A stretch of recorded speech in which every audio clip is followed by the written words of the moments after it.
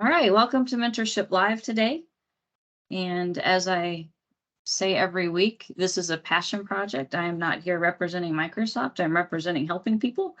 And the same for our guests. We're here because we just love to make sure we can pull back the curtain to things on job search or what it's like when you first start a role. Or, next week we're actually looking at leadership as the new person. How can you establish yourself as a leader when you're brand new on a team? So all these topics are here to help you. And also, I kind of give the disclaimer that these are our opinions, and it is possible we could be wrong. So make sure you filter that through your story and apply it to your circumstances. If you don't know me, I'm Jacqueline Wittes, and this kind of started initially with an internal thing that I did in Microsoft with early in career, where we just wanted to come to the table and discuss topics and learn from each other. And then I started thinking, how can I help more people, and decided to give this a try through promoting on LinkedIn and now Eventbrite. So, and one more person's running, but I will go ahead and introduce then. Chad Lewis was my instructor when I decided to get back into tech, and he taught me Linux, the best that anybody could teach me Linux, I guess, because I struggled through it. But since then, I've just really learned how much he has a heart for mentoring others, particularly if you are trying to pivot or get into cybersecurity, get into tech, and those pieces. And hello, Anthony is our co-host, and it's good to see you. He may chime in here. I was just doing the introduction for Chad, but I will quick. Anthony is the co-host here. We met at an Operation Code event almost 4 years ago, or maybe over 4 years ago, and reconnected at one point and said, "Let's do this thing. Let's just figure out what happens." So he's here, and from here, Chad, I'd love to just have you introduce yourself. Like, what are you doing now? And we'll get this conversation going. Yeah, thanks. Like Jacqueline said, we met back when I was teaching for one of our local colleges. And since that time, I've gone on.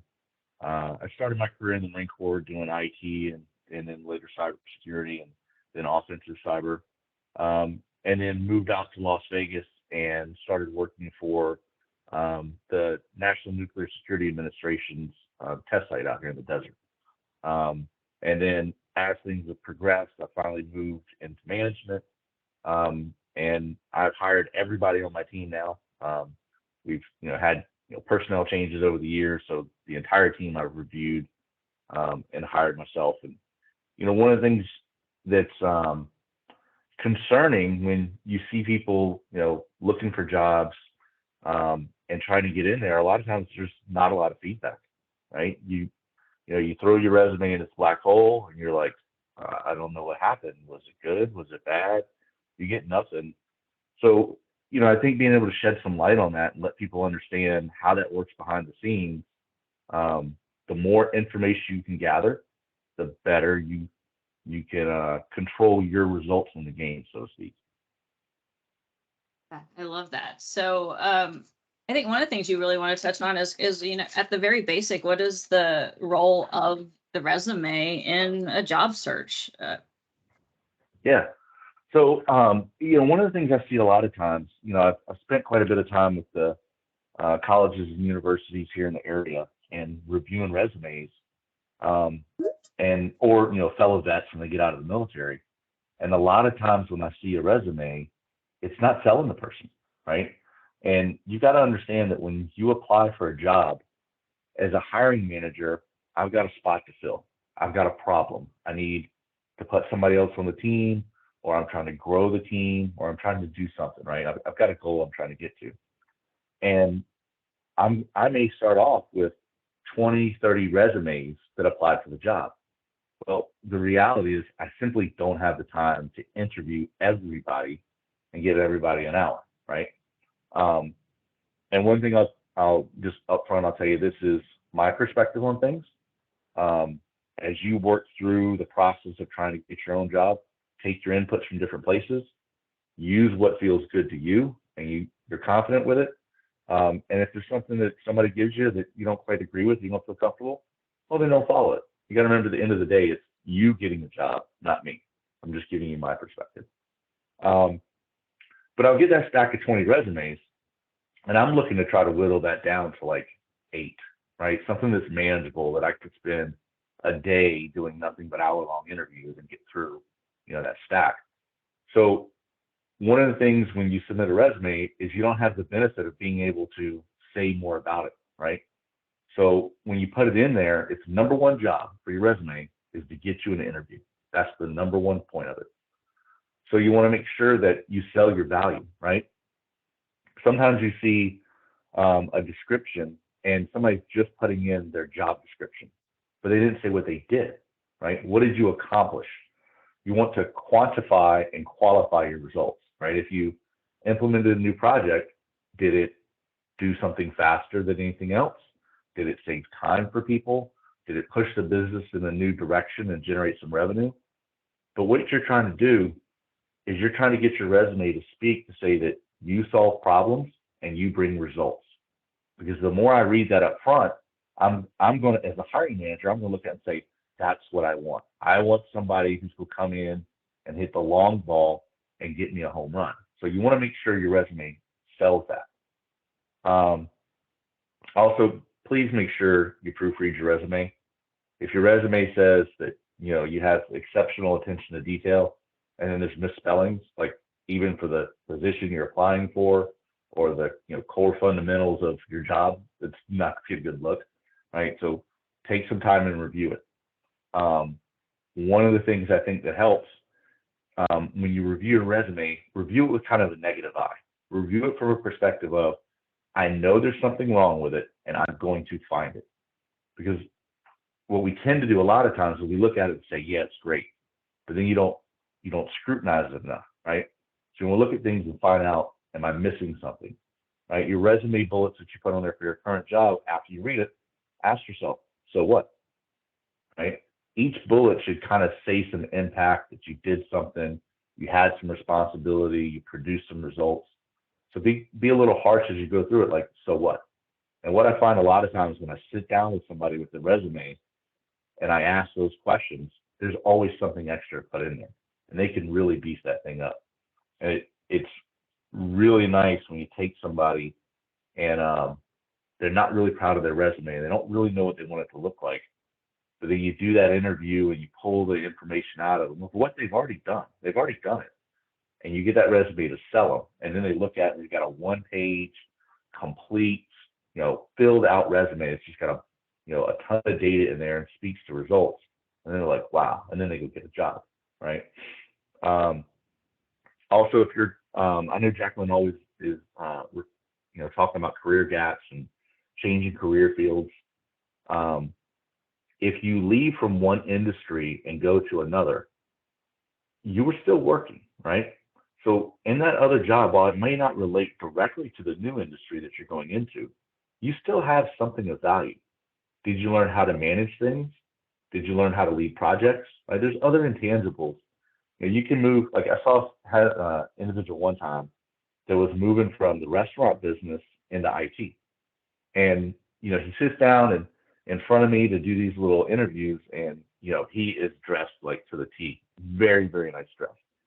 So then I started asking him, like, hey, what'd you do in your previous job? And he was at an executive level in a restaurant. I was like, dude, you have a lot more that you're not selling in here. Leadership, you know how to do procurements, you know how to manage a budget, you know how to make that, place run. Those are additional things that somebody might look at and be like, you know what? I'm interviewing for this job, but I can actually use that somewhere else. So make sure you always sell those other things you bring to the table. Yeah, I actually had that experience, and I learned that lesson in the middle of an interview. They were asking me, one question about, have you ever done product management type things before? And it really hit me. My time as a personal trainer, in that moment, thank goodness it did, because it gave was a great answer. But it was like that time as a personal trainer, you are a product manager. Your product is just a person, but they're still presenting with a pain point. They have a goal. They have a time frame that they're looking at to do these things. And if they don't, that's part of what I would do, is help them realize what those areas are. Because someone saying, oh, well, want to lose weight may not be about the number on the scale. It might be because they're having a hard time going up and down stairs, which then that changes an entire different perspective. It's like, oh, let's strengthen knees too while we're at it, but it's still product management. So all of those things do translate. And I bet Anthony is chomping at the bit to chime in here, because I know that's one of his Chad, you said it great. There's so many comparable experience. I think it's used as like some people don't take it serious. Oh, my comparable experience won't actually apply.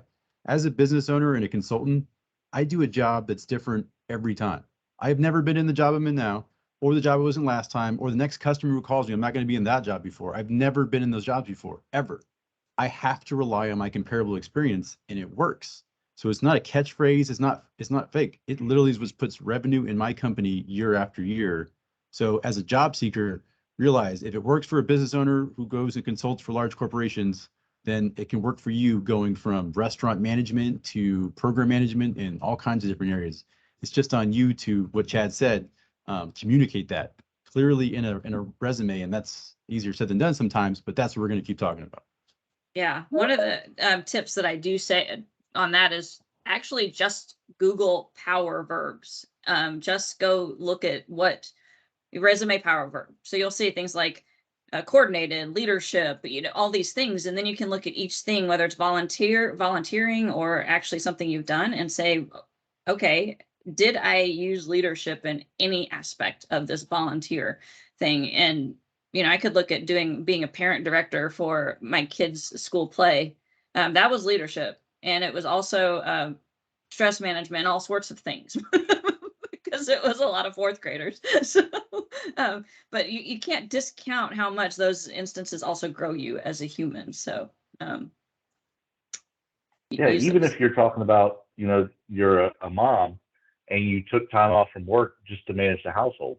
I can tell you, when my wife is out and I've got to manage it, oh my God, that's a big job, right?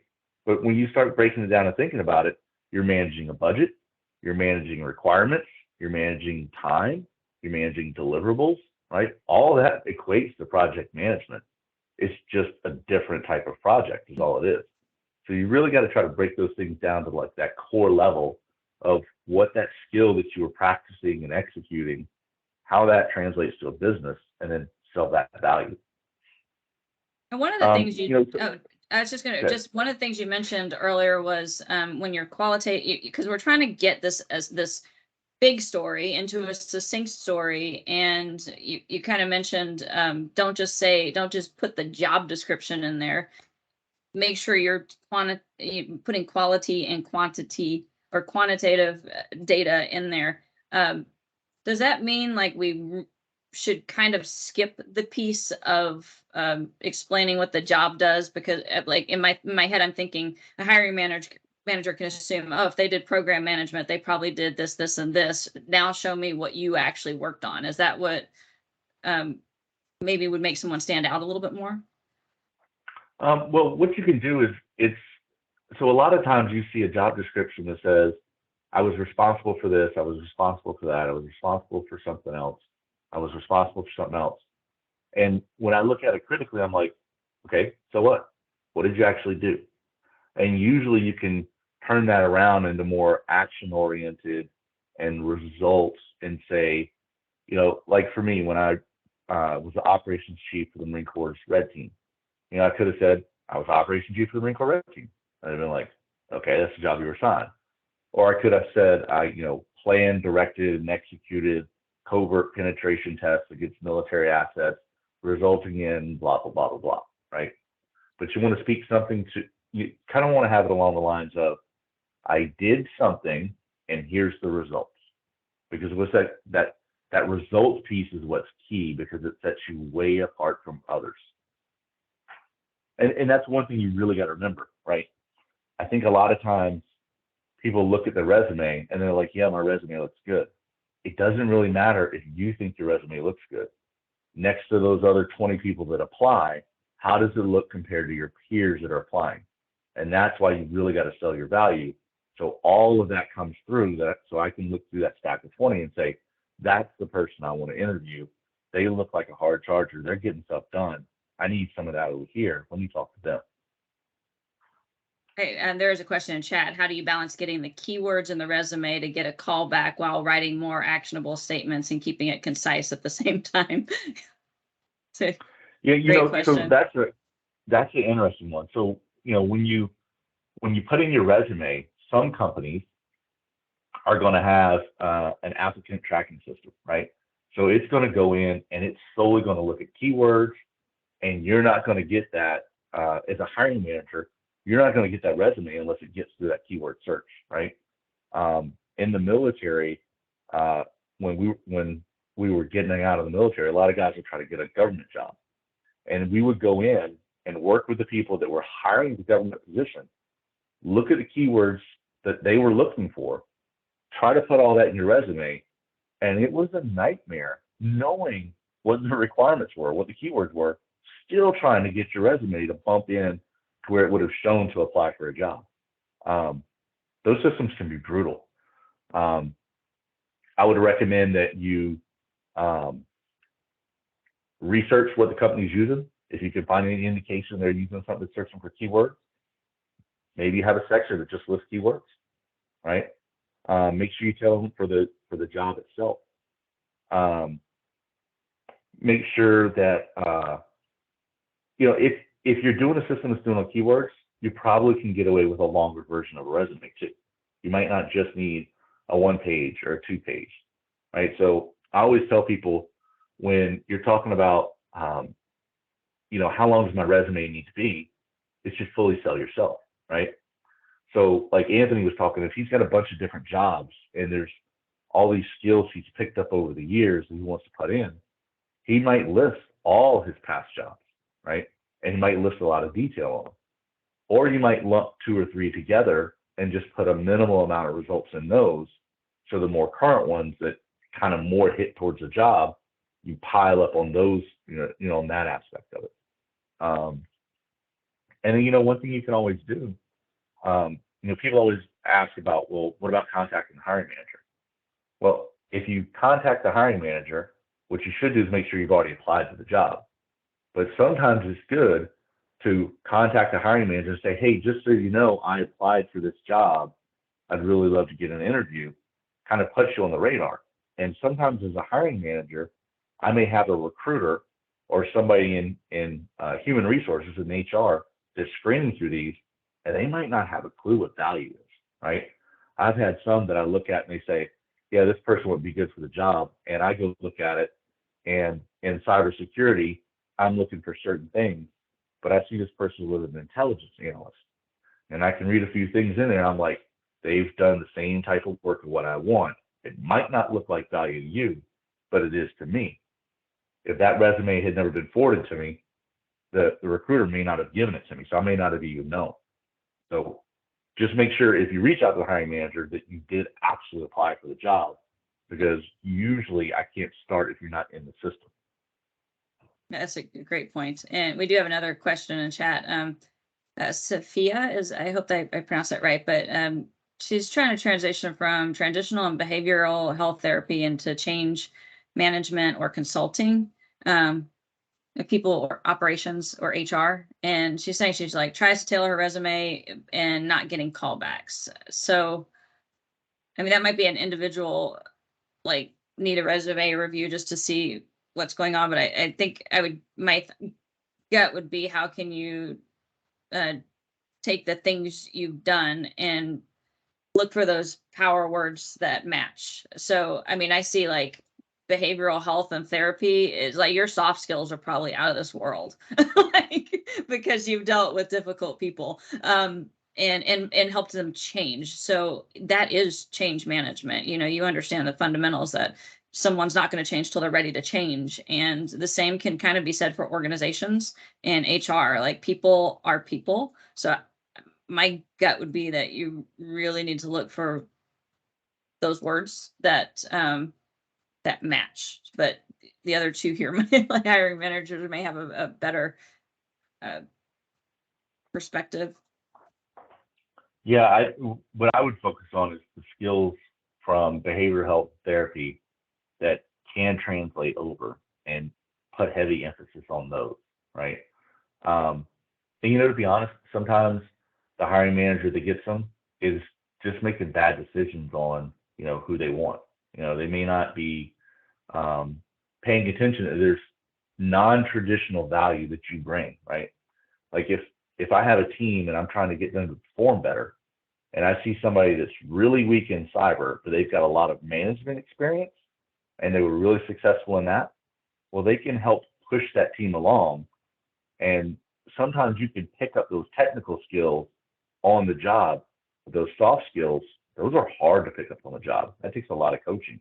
And if somebody has those, they can help move a team forward. And sometimes people don't know how to pay attention to that, right? So I'd really focus on what you can sell in there and how you can demonstrate that as value, that you're better than somebody else that, may have just come out of school and is just entering the job market. Now, sometimes you may need, so like if you're out of work, right? Well, take a job to get started, right?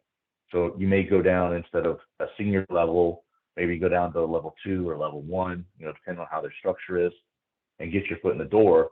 But I've also had times where I've interviewed somebody and I'm like, you really need to be in a higher position. And sometimes I have the ability to convert that position to a higher level, right? I've done that before. I've had somebody come in that should have been higher, but that's who I wanted. There was something about them. I wanted them on the team, and I had the budget to move it. Well, maybe that can happen. Or maybe you get your foot in the door, and then they start looking around like, yeah, we need to promote this person because they've got it, right? They've got that set of skills. Yeah, I'll just say a few things. I think when I look through a lot of resumes for different folks hiring for all types of roles, and I encounter a lot of veterans who got out, found a job in X, Y, and 6 years later, that's the last thing in the world they want to do, and they realize they made a mistake, and they're trying to shift out of it. So the success I've seen on that side is someone who has that experience and they attack with excitement that assistant project manager, that program coordinator role. And then when I see the resume, I'm like, oh my goodness, this person is ridiculously experienced. They want to be a program coordinator. They don't have the background, but there's clearly a significant amount of experience here. And so they get shortlisted. Like if you try to attack that same, lateral move to where you're at, everybody else that's in that career field has the steps behind them you're not going to get seen. So the second thing I'll say is, because you're going to be in a position where your peers will have that experience, you really need to focus on making contact with the hiring manager, having a conversation with someone before you apply. Applying direct, there's a lot of folks who want to transition jobs. So 2 things: attack a more junior role very excitedly, and try to make contact with someone so you can have that conversation to explain, this is what I bring to the table, and this is why I could attack this role, because I want to grow and learn more into HR or whatever field you think you want to shift to. And also, like, LinkedIn is really interesting because I see posts all the time. If you're interested, contact me and from the hiring manager.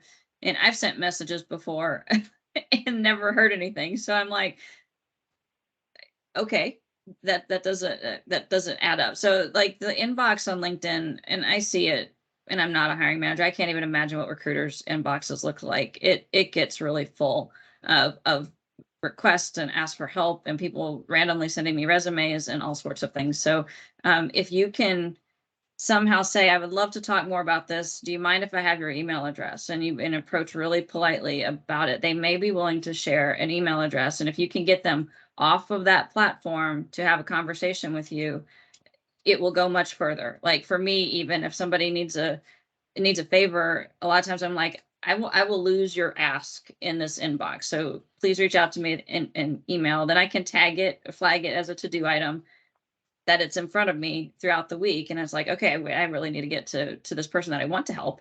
I just, LinkedIn's, I wish they had a flag feature in LinkedIn's inbox so that I could keep track of all the things that I want to follow up on that I don't. So, and then we had another. Thank you, everyone. And I'm so sorry. This is my first time joining. I apologize for joining a few minutes late. Are we allowed to chime in like verbally or just do the chat? I wasn't sure. You could chime in verbally. But one real quick point, there was also a call a couple weeks ago about vendor roles, and that one may be highly informative for you because it is the way to get your foot in the door often about in even high tech companies or pivots because and there's just so much detail I can't even begin to start. So, but please go ahead and ask your question. Oh, sure. Yeah, I would love to know more about that, Jacqueline. I think I found out about this on LinkedIn. So Mhm. could I message you more about that vendor thing that you just mentioned? Yes, yes. Okay, wonderful. Thank you. Well, I just want to say thank you for hosting this. I've learned a lot already in the few minutes that I've been here. You're welcome. I'm definitely open to junior roles. I'm definitely hearing everyone's feedback. I think what I'm running into, and I've primarily been using LinkedIn, is when I try to type in change management entry level, change management associate, I don't see anything like that. It's like everything is almost always like mid-level and above. So I've been applying to, the 1 to 3 years experience, and kind of as you mentioned, Chad and Anthony, like I'm more than likely going to be overlooked because a bunch of people are applying that kind of have like the traditional skills and experience. So I'm just having a hard time finding junior in that particular industry with consulting. Like I don't know how else to search it or what other words that I can use. I'm Well, I was open just to those thinking of roles. I'm something just when you not finding mentioned this them. earlier. Have you focused on behavioral health companies' HR departments? So there's plenty of groups there. They're behavioral health companies like yours, and they all have HR departments. If you're going to talk about comparable experience, they are the group to understand. I'm just looking at this gentleman right now. His name is David Wykes. When I did a quick search on LinkedIn, and he's the Chief Human Resources Officer at Star Behavioral Health Group. There's got to be other Star behavioral health groups out there. I That's would a good make that your point, search and just Okay. HR. Mhm. Those people will see your background and be like, oh yeah, of course, that's behavioral health. That's what our company does.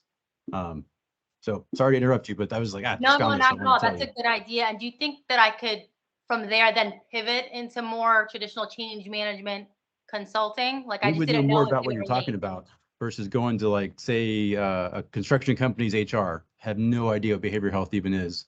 So like a behavioral health company, that might be your target Got to it. try to get I into HR. Thank you. I love that because you could even go to a site like Headspace and see if they have a careers button and see if you could look at recruiting for Headspace. And it may be that the search on you might want to find the companies first, like he's saying, and then go to their individual pages and look for careers. A lot of if they don't, not everybody uses LinkedIn for job posts even, so it's possible you might be able to find more. Yeah, I don't. If you're looking I for don't use smaller LinkedIn at all for companies. job posting. Yeah. Okay. Yeah, So and that's a really good tip there, Anthony. So what he's really talking about is, when I mentioned earlier, selling your value, he's talking about go find somebody that inherently will already understand your value.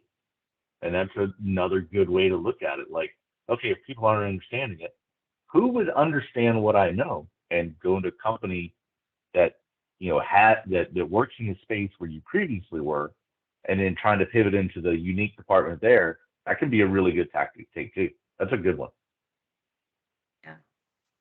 So is it like, can you shed some light on a little bit, like what is the relationship between the hiring manager and the recruiter? What does that look like from your perspective, Chad? Yeah, so it depends. I've seen it a couple different iterations in my company. Sometimes we'll reach out and hire the technical recruiter. So we got a hired gun, and they're going out trying to find people for us. It's hit or miss sometimes. I've had them bring me somebody for a job. I'm like, that's not the job I asked you for. That would be a different job. Um,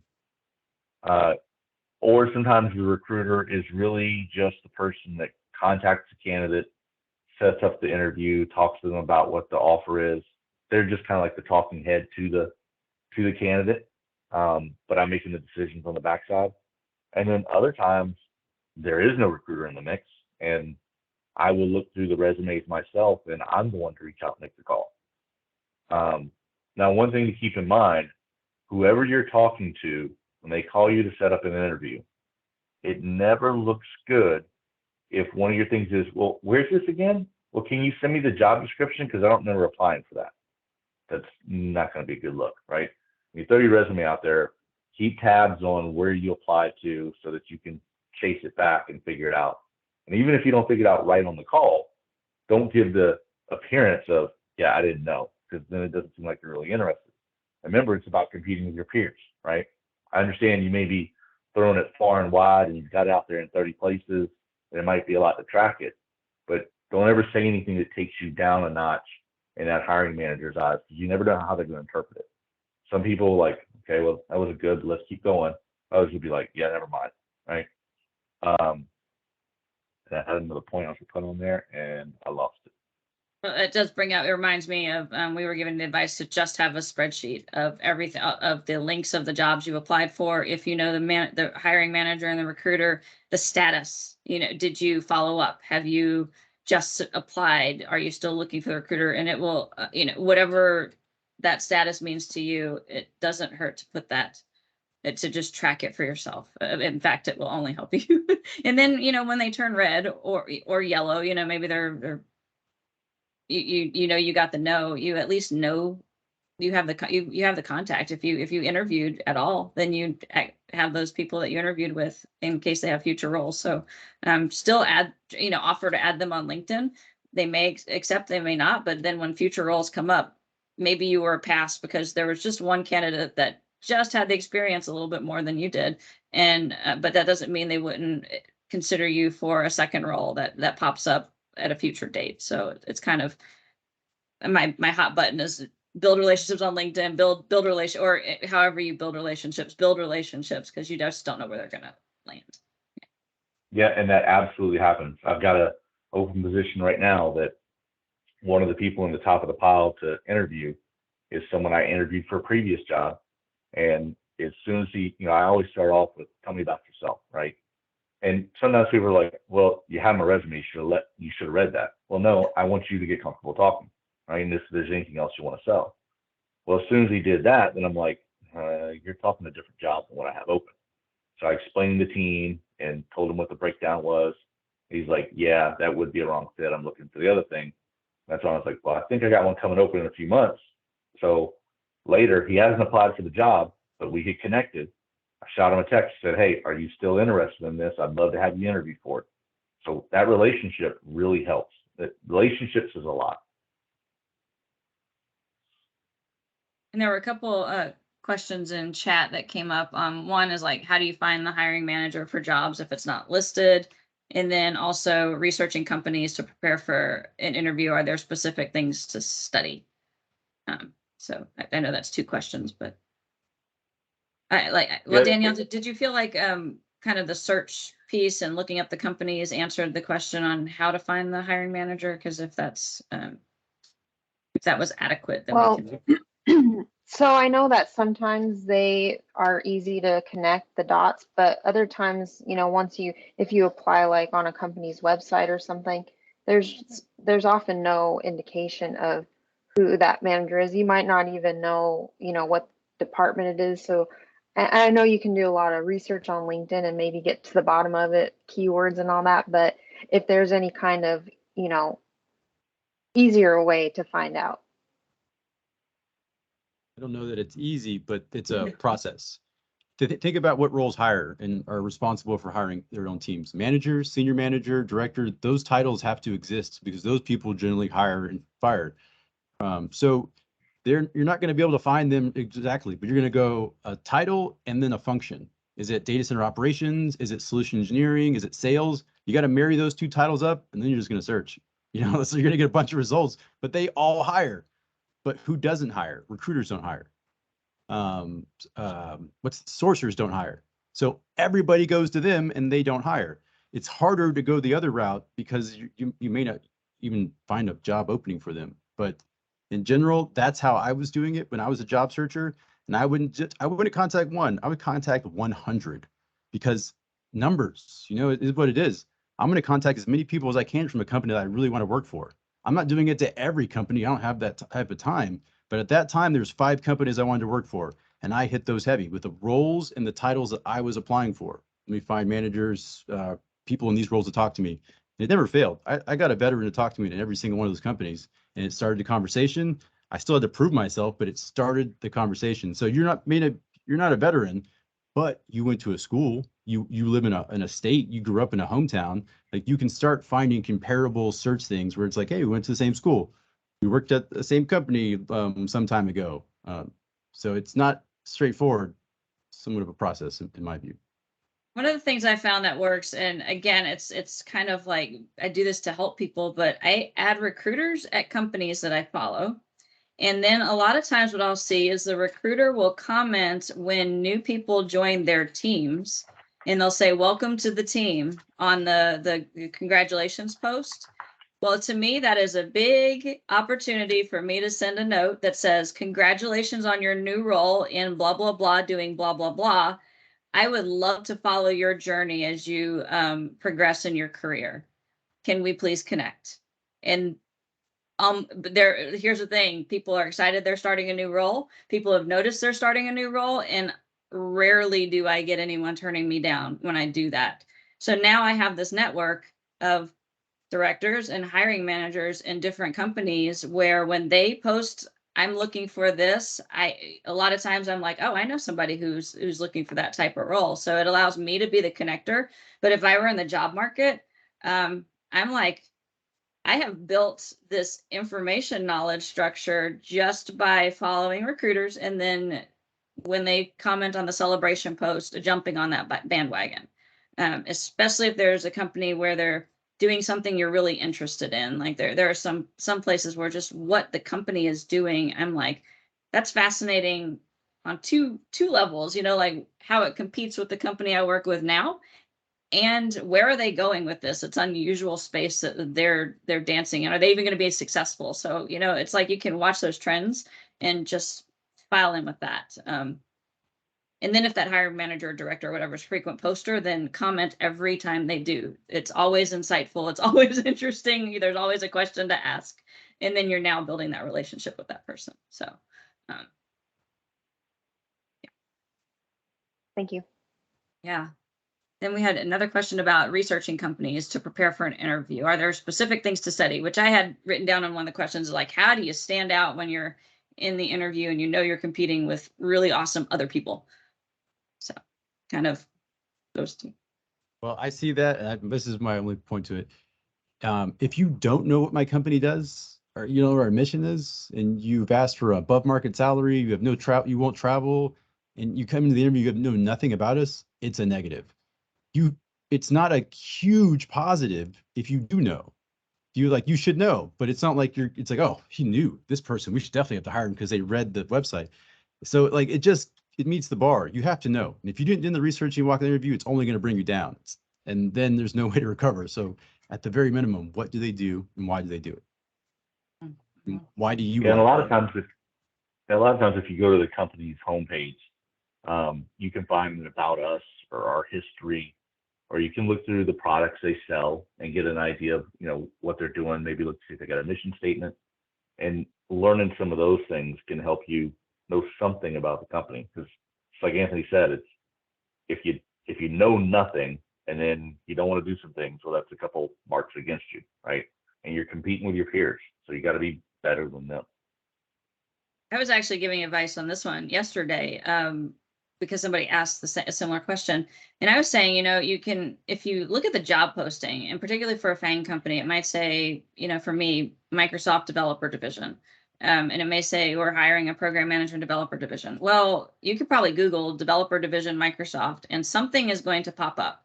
And it may, if you have recent news articles, you may be able to just see what are we prioritizing and publicizing out there, because that may give you also clues to the pain points on why is this job even posted. Because there's a pain point, and that's why a job is there. Somebody needs to do a job that they don't have anybody in that role for, or they're growing and they're building a new team. But if you can kind of see what the trend is that the company is doing, you can then start to maybe understand, well, where does this role fit in, which then just gives you a lot more questions to ask in the interview. Oh, I read this article that developer division, just like GitHub is under that division. How is that looking? Like how, what is the future of this partnership looking like?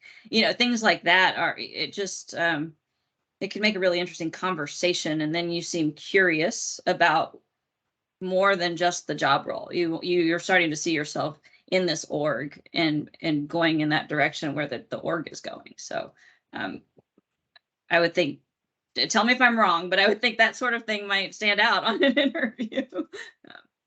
Or if you know the hiring manager, when you get the little list of people that are about to interview you, Google their name, see if they wrote articles, see if they're on YouTube with a video, if they spoke at a conference. Now you're starting to understand how they think. And that's like, again, if you're coming from human behavior, like if you understand how your hiring manager thinks because they basically told you in a presentation at a conference 2 years ago, you're just naturally going to have better questions to ask or something more to bring to the table. But again, tell me if Yep, I'm incorrect. anytime you can get more intel on the job, the company, the mission, the challenges, that's going to make every question I ask you, you're going to have a better frame to go from, to answer that, to hit more to what I want. Because you cheated a little bit. You've got some intel on what I'm looking for. You know my background. So yeah, I can speak words that will register with me. Yeah. You could probably even see like how do they describe what they've done in the job role prior, because now they're highlighting the things that are most important, like that they're proudest of. So you can be like, oh, this guy really loves penetration testing, you know, using your example from earlier, Chad. Like, so if I'm talking with him, I probably better know that I should be well versed in what that looks like to actually pen test a system or how a system is built, things like that, and concentrate on those before the interview. So, oh, we have another question. Let's see. I apologize if I mispronounced your name, but Swetha has recently received a rejection after a technical interview. And the feedback was, though your qualifications are impressive, we have decided to focus on other candidates whose experience better meets our needs for this position. Is that generic feedback, or can you ask for more feedback when you get that? Well, so bottom line, you can always ask for more feedback, right? So if I didn't give you the job and you hit me up and ask for more feedback, what's the worst I can say? No, you don't get the job. No, you don't get any feedback. So there's nothing but an upside from you asking, right? You might get something and it might be a good tidbit that helps you. That feedback could very well be generic. That could be, yeah, we just went with another candidate. Thanks. I don't really know what to say. Because sometimes that's uncomfortable for people. Sometimes hiring managers don't like to have a conversation with a candidate and say, here's the reasons why I didn't select you, because it feels very uncomfortable, you know, especially if you don't have a polite way to say why you didn't select that candidate. You know, sometimes it makes people very uncomfortable having to say, here's what kind of set me off, you know. Always be mindful of when you go into an interview, and you see a lot of things out there on the web now talking about, you know, it's more the candidate that has the power than the company that has the power, and you need to be a little more free about giving jobs out to folks. But what you got to remember is hiring managers all have different mentalities when they're screening for somebody, right? And at the end of the day, they are the one with the job, right? You're trying to get them to select you over somebody else. So make sure, go in and be yourself, but err a little bit on the side of professionalism, right? If how you're responding to questions, you're always sounding negative, I'm not going to bring somebody negative onto the team, because the worst thing I can do for a performing team is add in bad blood, right? Don't embellish on things, right? So we had a guy one time that one of the other hiring managers wanted me to come in and interview this guy for the last interview. Said, this guy's great. We're going to hire him. You'll love him. And I walk in, and the first thing he says, hey, Chad Lewis, I want to say it's an honor to meet you. I've been following you for a long time. I'm really impressed with everything you've done. And I knew right away this guy's lying. Because if you looked up Richard Lewis, my first name, you find the comedian. If you looked up Chad Lewis, you found a football player. I don't have a whole lot of stuff out there published. And then through the interview, the guys, you know, selling, well, I did this, but we did this. I did this, but we did this. And then finally I asked about this paper he brought in to show us, and he plagiarized the document and brought it in and sold something he'd done, right? Always just go in and sell yourself. There's nothing wrong with not knowing an answer and saying, I don't know right now, but I'll dig into it. That's fine. Don't be worried about imposter syndrome. You know, some people talk about well, I don't feel like I could do the job, and there's things on the job advertisement that I don't meet. Nobody ever does. It's a wish list. I'm putting out a perfect unicorn.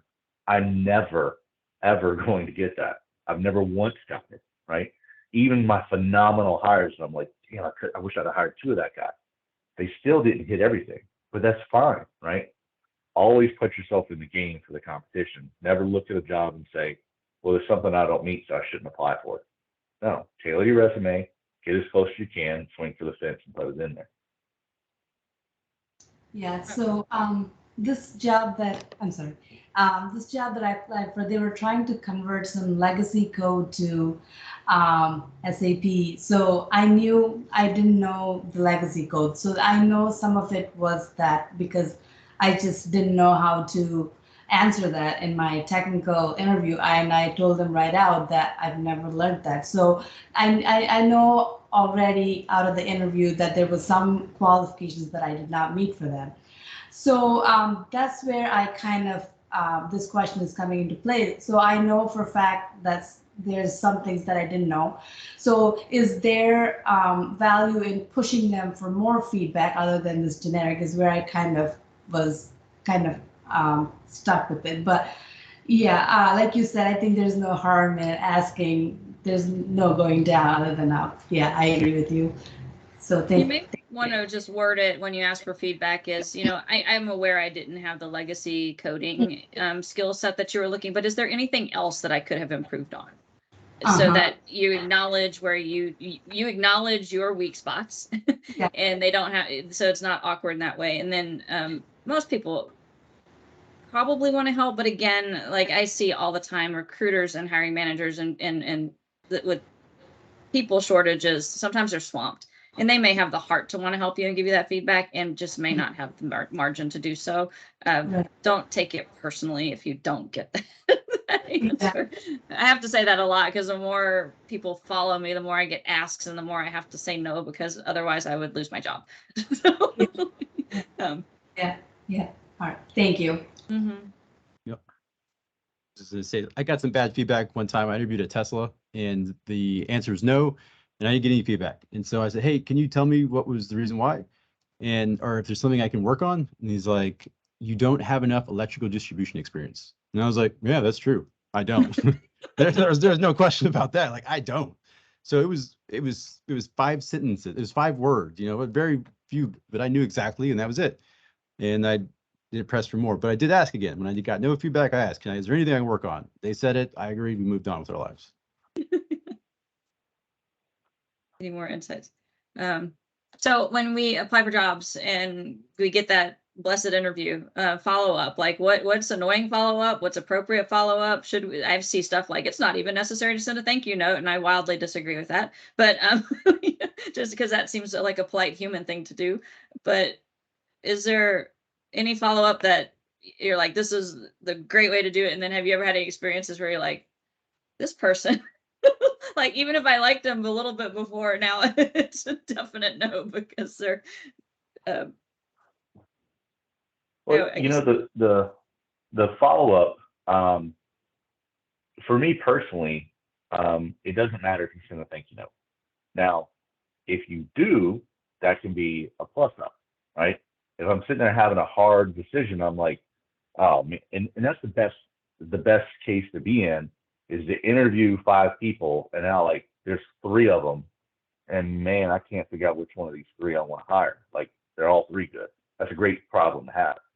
But sometimes how you respond to that, if you're in that situation, that can be the thing that pushes you, right? Something about what you said or how you reached out or just as you were thinking about it, or maybe just the fact that you tried a little extra, right? You just put a little more into it than what somebody else did. That could break it. Just always make sure you're professional. Like I had an interview one time, the guy gets on and we say we're going to ask some questions. Like, okay, sure, bro. What do you want to ask? That's not going to start good, right? Now, I'm not one of those people that, I'm here and you need to talk to me at a certain professional level. No, I don't care about that. But on an interview, you probably shouldn't say, hey, bro, because you might say that to one of my directors and that's going to get me chewed out. So, make sure it's professional, but don't hesitate to be authentic and true to yourself, right? And let yourself stick out. That's always important. Be yourself. I think Anthony and I both have shared stories about that where, like for me coming from stay-at-home mom land, I was used to being casual and on a lot of things. And like transitioning from the military also has a whole different, I was finding that I thought I was funny, but maybe not in my humor was not appreciated in a professional setting if it wasn't like in the right meeting with the right team, things like that. So it was kind of lessons learned. Yeah, well, the military Yeah. can be. Good. Sure, Chad's experienced it. Just that I was more rigid when I got out. I think I probably had like really aggressive posture, like in an interview, and had my hands on my lap. Yeah, like talking command hand. So I definitely learned that's the best thing. I wasn't successful finding a job when I got out, so I went back to school and I did a year in EMBA program. That's what taught me how to be a civilian and like shake hands and realize these body movements. And the infantry is an aggressive environment, so this is normal there. Extreme scenario, but it applies a little bit of everything coming into a new world. Oh, there's a question in chat here that go ahead, Chad, if you wanted to chime in on that. No, I'm good. Okay, it says, let's see. When transitioning careers, should you focus on selling yourself as in I can do the job just like a traditional candidate, or should I focus on selling what makes me unique, the soft skills, people skills, and let that be the differentiator? It's a fantastic question. I love it. Yeah, so I would say never do it in a light that could be taken as a negative, right? So if you say I can do it just the same as a traditional candidate, you already identify that you're not the same as them. So I could interpret that as, yeah, but you don't have what it takes, right? So never do that. Always do it from a perspective of I add additional value because I've got other unique experiences. Don't mention that a traditional candidate doesn't have. Just mention the positive part of it, right? I bring these additional skills to the table and just focus on the positives. I mean, when you go in an interview, you really need to go in with that rock star mentality. You've got it. Be professional. Don't go overboard, but you've got to go in confident. You've got it. If they ask you a question that you don't know the answer to, that's not a problem. All my technical interviews, I always ask a range of questions because I want to see how far that person gets. And you've got to give me a lot of I don't know answers for it to be a negative. But you give 2 or 3, it doesn't really matter. That's just I'm trying to find out what your area is and where your expertise is, right? To see how you fit in with the team. Some of the other big things that get asked too is failures, challenges, conflict. How do you deal with those things, right? And when I ask you, like, what's your biggest failure? I'm not so much concerned about what that failure is. I'm looking for your mental frame of mind of how you process that, dealt with it, and moved forward. Were you focusing on the problem, and do you turn and start bagging on, my supervisor didn't know anything, this person on the team didn't know anything, and I didn't do anything, and I had to yell at them? Or do you take it from a perspective of, I realized we had a conflict in the team, so I coordinated with people and we had some discussions, and are you focused on the solution and moving forward?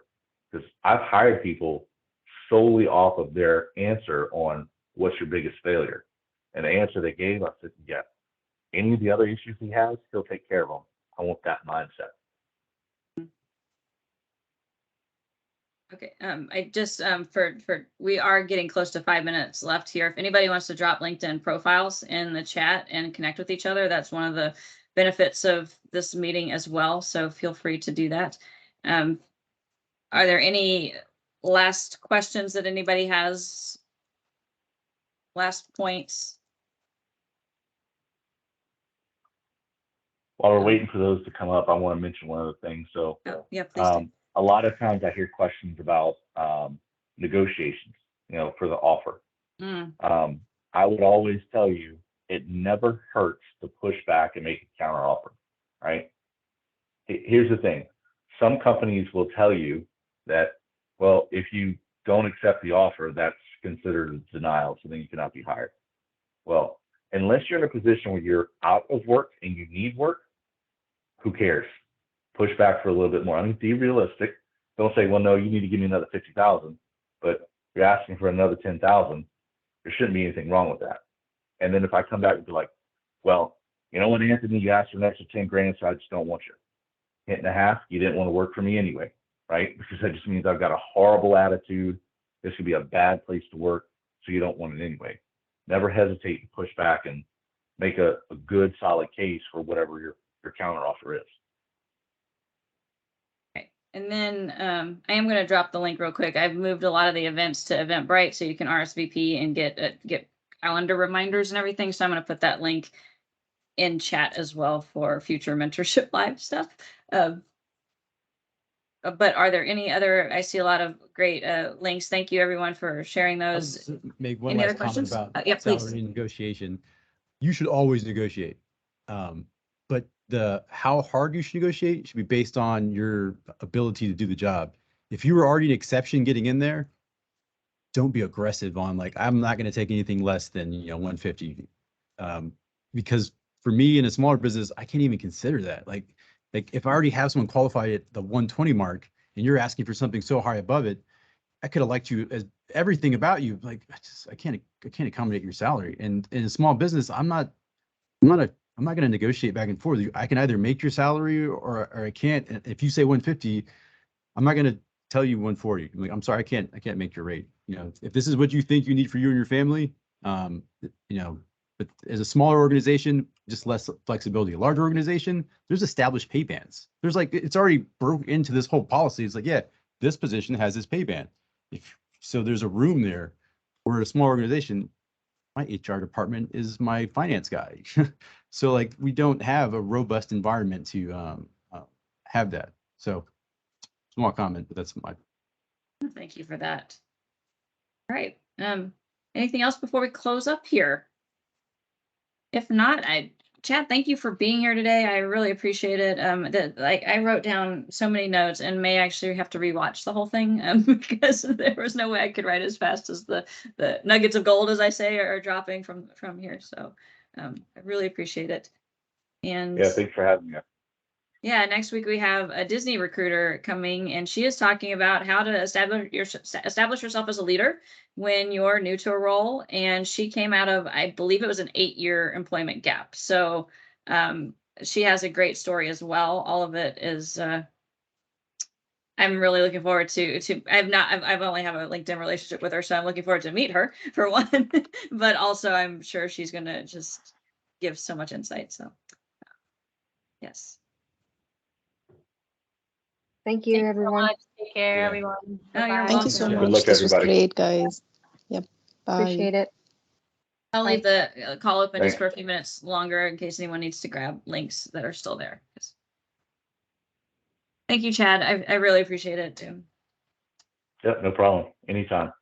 Yeah, and I will send the Dropbox link to the recording as well if you